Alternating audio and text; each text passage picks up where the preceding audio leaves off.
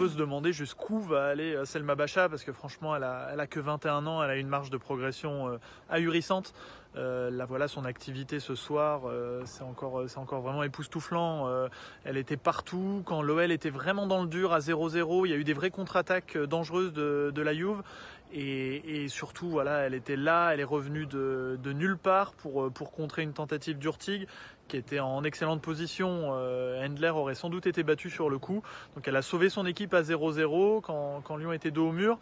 Et derrière, c'est elle qui s'arrache pour récupérer un ballon qui traînait au deuxième poteau.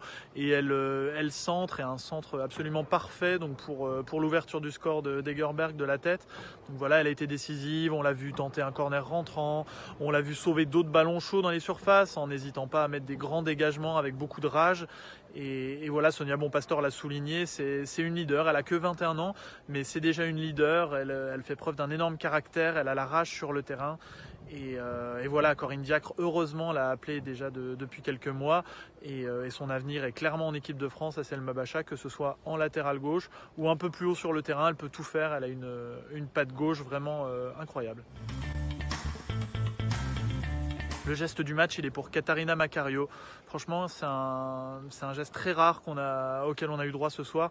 On était à la 73e minute de jeu. Il y a eu un déboulé de Cascarino sur le côté qui a fait un excellent match. Elle centre en retrait et là, c'est comme si le temps avait été suspendu pour la jeune américaine, dans le sens où voilà, elle a pris le temps de tout faire. Elle a reçu ce ballon. Elle a tout de suite lancé un contrôle orienté.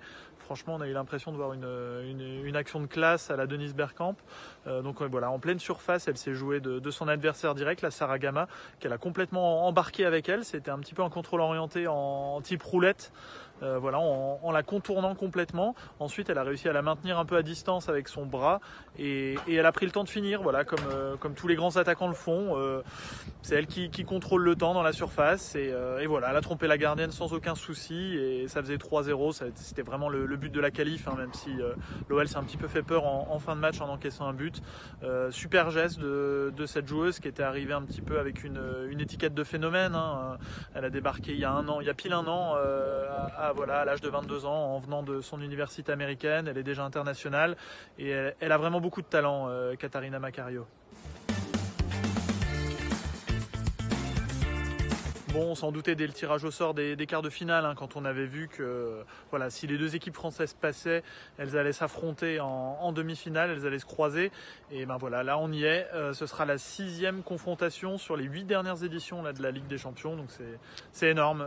L'OL et le PSG s'affrontent absolument tout le temps, déjà sur tous les trophées français et également en Europe. Voilà, Ada Hegerberg a fait une petite blague en conf de presse ce soir en disant bon, on commence à bien se connaître et c'est particulièrement le cas.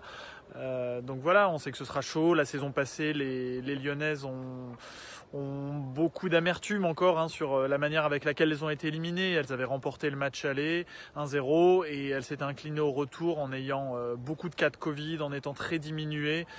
Donc voilà, ça promet une grosse confrontation encore et Sonia Bonpastor comme Ada Hegerberg ont surtout souligné que la France voilà, était le seul pays à avoir 2 représentants en demi-finale cette saison encore. Donc ça prouvait bien que le déclin du foot français en tout cas ne se voyait pas sur cette campagne européenne.